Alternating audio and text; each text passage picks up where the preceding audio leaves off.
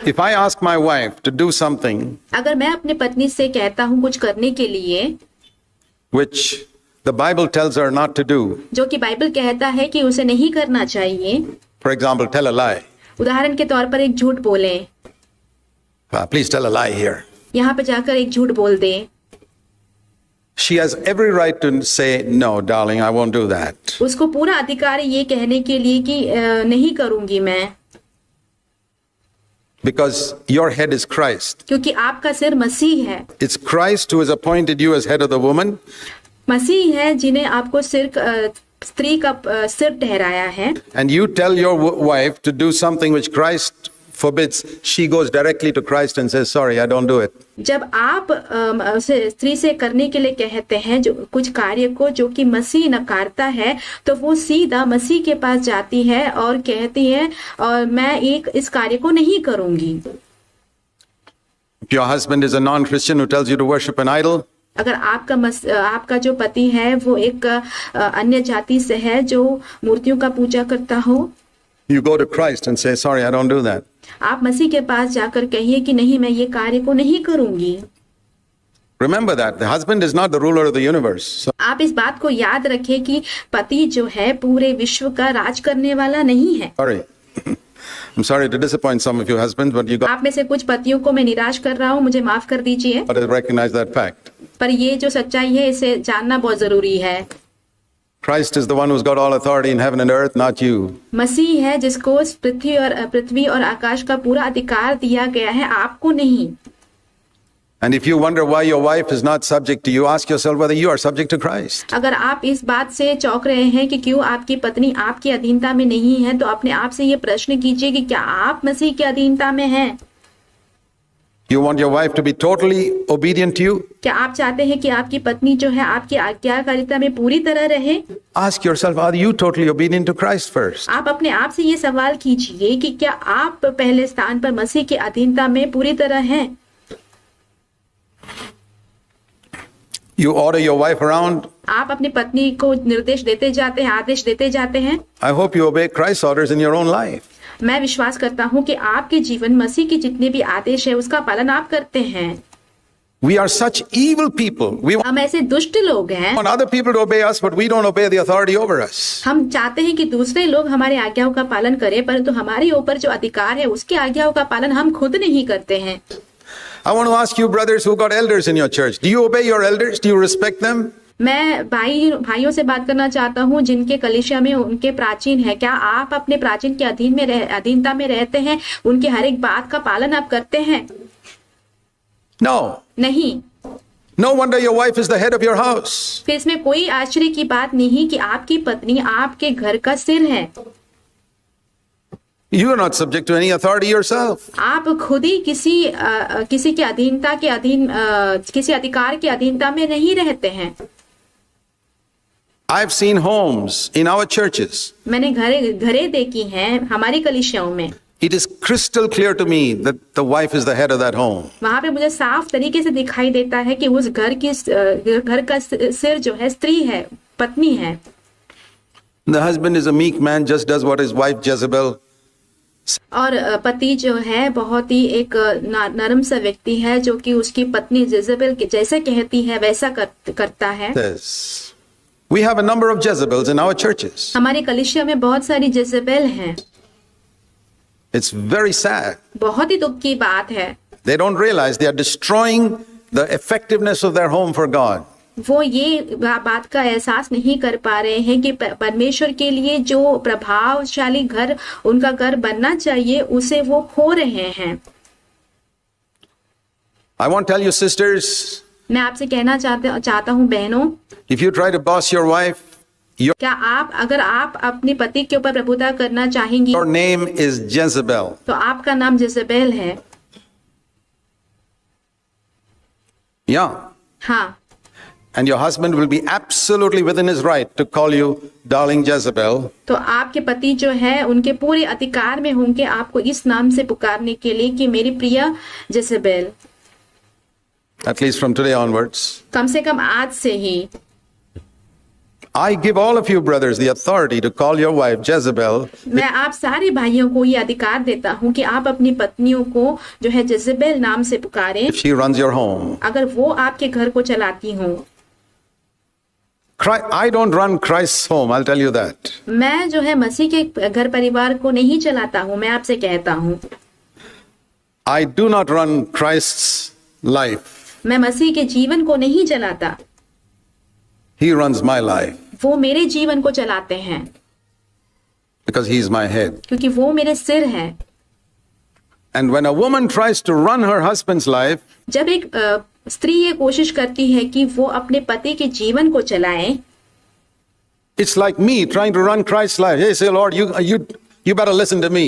ये वैसा ही हुआ जैसे कि मैं जो हूँ मसीह के जीवन को चलाने की कोशिश कर रहा हूँ, कह रहा हूँ कि मैं जो बोल रहा हूँ वही आप सुने मसीह। Who do you think you are? आप क्या सोचते हैं, आप क्या हैं? Can you imagine you talking to Jesus like that? Who do you क्या आप इस बात की कल्पना कर सकते हैं कि आप मसीह से ऐसे बात कर रहे हैं? think you are? आप क्या सोचते हैं, आप क्या हैं? When a woman talks to her husband like that, that's it. जब एक पत्नी जो अपने पति से ऐसे बात करती है तो वैसा ही हो गया। Can you imagine the stupidity and the evil of that? क्या आप इस बात की मूर्खता और बुराई की कल्पना कर सकते हैं? But let me say, what does it mean for a husband to be the head? पर एक पति का सिर होने का मतलब क्या है, मैं आपसे कहता हूँ। It's not being a dictator. वो एक आदेशक बनना नहीं है। It's recognizing your wife as an equal. उसे ये पहचानना है कि आपकी पत्नी जो है आपके समान है। It's submitting to Christ as your head. और मसीह को अपना सिर कर कर मान लेना है।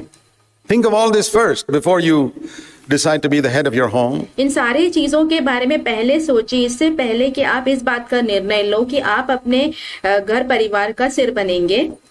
And like Jesus leads the church from the front, और जैसे यीशु जो है कलीसिया की अगुवाई आगे होकर करते हैं। Jesus said, I'm a shepherd, not a hireling. यीशु ने कहा मैं एक चरवाहा हूँ, एक ठेकेदार नहीं हूँ। The husband must lead the wife from the front. एक पति को अपनी पत्नी की अगुवाई आगे होकर करना है। If your wife loses her temper, gets angry, अगर आपकी पत्नी जो है अपने आपा खो देती है, गुस्से में आ जाती है, don't shout at her and say, why are you getting angry? उस पर चिल्लाकर ये मत कहिए कि तुम इतना गुस्सा क्यों हो रही हो। That is like a hireling whipping her from the back. No. वो ऐसा ही हो जाता है जैसे कि एक ठेकेदार पीछे से उसे पीट रहा हो, ऐसा नहीं करना है। Go in front and be a shepherd उसके आगे जाकर एक चरवाहा बनिए। and show by your life how you never get angry. आपके जीवन के द्वारा उन्हें आप ये दिखाइए कि कैसे आप गुस्सा नहीं होते हैं। And say, follow me. और कहिए कि मेरा पीछा करो। Not with words, but by your example. आपके शब्दों के द्वारा नहीं, पर आपके उदाहरण के द्वारा। Jesus never says, come on, move on. यीशु कभी ये नहीं कहते चलो चलो आगे बढ़ो। He doesn't kick us from the back. वो हमें पीछे से लात नहीं मारते हैं। The good shepherd goes in front of the sheep. A एक अच्छा चरवाहा जो है भेड़ों के आगे जाता है। good husband must follow Christ's example एक अच्छे पति को मसीह का उदाहरण का पीछा करना चाहिए and be the leader in the home. और अपने घर का अगुवा बनना चाहिए। Go ahead. आगे जाएं, Be an example. एक उदाहरण बने। If you want your home to be tidy, you be tidy first. अगर आप चाहते हैं कि आपका घर साफ सुथरा रहे तो आप पहले साफ सुथरा बनिए। Don't tell your wife to do this, that, and the other. I mean, आप अपने पत्नी से मत कहिए कि ये करो वो करो, ये सारी बातें। there may be gifts you don't have, like हो सकता है कि आपके पास कुछ वरदाने हैं जो नहीं है। cooking, you can't cook, okay. But आप खाना नहीं बना पाते होंगे, ठीक है, आप नहीं खाना बना पाते हैं। you must be an example in character. पर आपको अपने चरित्र में एक उदाहरण बनना है। I'm not talking about gifts of keeping accounts or cooking like that. I'm talking मैं कोई उन वरदानों के बारे में बात नहीं कर रहा हूँ जहाँ पे आपको हिसाब किताब रखनी है, खाना बनाना है, उसके बारे में नहीं, about character. पर चरित्र के विषय में।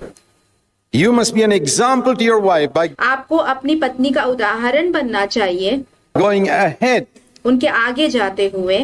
as a shepherd and she follows. That's the type of headship. और एक चरवाहे के समान आप आगे जाते हैं और वो आपका पीछा करती है। यही एक तरीके का नेतृत्व है, Where she can see your example and follow it. जहाँ पे आपके उदाहरण को देखकर आपका पीछा वो कर सकती हैं। in meekness and humility, नम्रता के साथ, दीनता के साथ, yet holding authority. फिर भी अधिकार को अपने हाथ में रखे हुए। Jesus was the humblest person that walked on the face of the earth. यीशु मसीह सबसे नम्र व्यक्ति थे जो इस पृथ्वी के ऊपर चले हैं। But boy, he was the head of his disciples. फिर भी वो उनके शिष्यों के सिर थे, There was no doubt about that. उसके बारे में तो कोई शक नहीं है। If you saw the crowd of those 13 people sitting in some hillside in Galilee, अगर गलीली के कोई पहाड़ी प्रदेश में वो 13 लोगों को आपने बैठा हुआ देखा हो, Jesus and his 12 disciples, you walked into that crowd not knowing who they are. यीशु और उसके 12 शिष्य बैठे हुए हैं और इस भीड़ में आप जा रहे हो, आपको पता नहीं है कि यहाँ पे कौन है। In 5 seconds, you would know who is the leader. 5 क्षणों में ही आपको ये पता चल जाएगा कि यहाँ पे अगुवा कौन है। You know, there are some churches who talk about the body of Christ. आप जानते हैं कुछ कलीसिया ऐसी है जो मसीह के देह के बारे में बात करती है।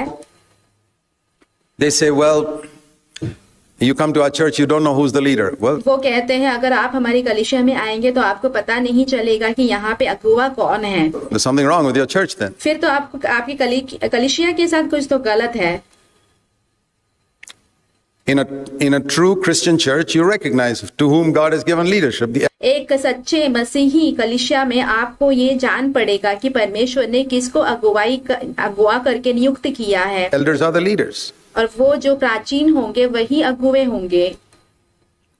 They are appointed by God परमेश्वर ने उनको नियुक्त किया है as overseers. देखरेख करने वालों के रूप में।